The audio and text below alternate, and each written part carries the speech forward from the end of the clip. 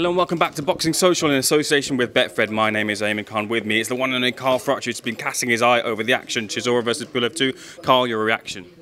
Yeah, I thought it was a good fight. I enjoyed it. I thought Pulev was going to come and spoil and hold and tie up Chisora. The referee Marcus McDonald did a great job of tidying the fight up and getting them fighting.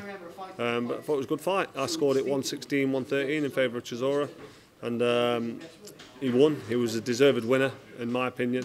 And I thought he fought well at times. Really good defence, good offence when necessary. Pulev just can't quite pull that trigger and can't quite put them aggressive combinations together to get the job done. That's just how he fights. He's got a bit of an amateur style. He throws arm punches, big, heavy, clumping arm punches. Don't get me wrong.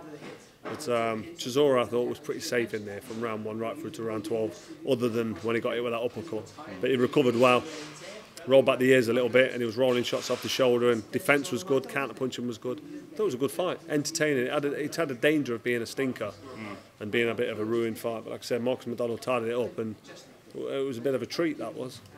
A lot of talk in the build-up about potentially retirement for Derek Chisora. It seems like in that fight he's got a lot left to give. Yeah, I don't know about a lot left. He's fighting an old man in Pulev. He looked good. He still wants to fight on again, but he's got to pick his opponents wisely. People are talking about Deontay Wilder. I asked him about that there, but dangerous fight Wilder for anyone. I wouldn't like to see Chisora getting Strelix with any of them big right-handers.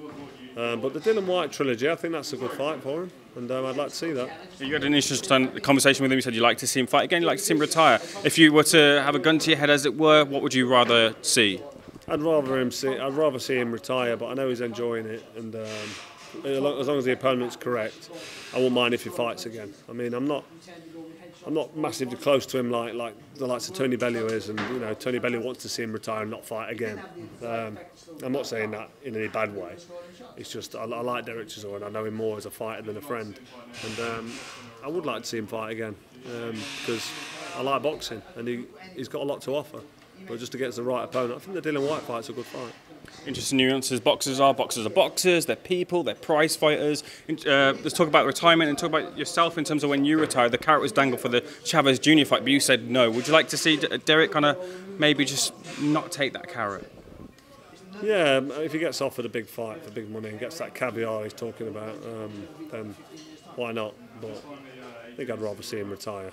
A couple of other things I want to brisk through. We've seen the face-offs for Usyk-AJ2. A lot of people take a lot of things from face-offs. Carl, did you take anything from the two face-offs we saw? No, not really. I think it's hard to take anything from this early in the fight. They're not fighting for a while, so cheers, Eddie. See you, mate. So I just think Usyk's extremely confident, and he has every right to be because he's extremely talented. And AJ looks a little bit worried, and he should be because he's in against a fantastic talent. Listen, mate, I've got to shoot any sec because my phone's ringing again and my wife's at home with the kids. Final question, what does Anthony Joshua have to do to win the rematch? Anthony Joshua has to use his, everyone's already said it, but he's the bigger, stronger man. So if he can use them attributes, he can get the win. But first thing he needs to do before he gets in that ring is get his head sorted out. I've said he needs a brain transplant before, and people are like, what's he talking about? What I mean by that is he needs a totally different mindset, and maybe the change of trainer.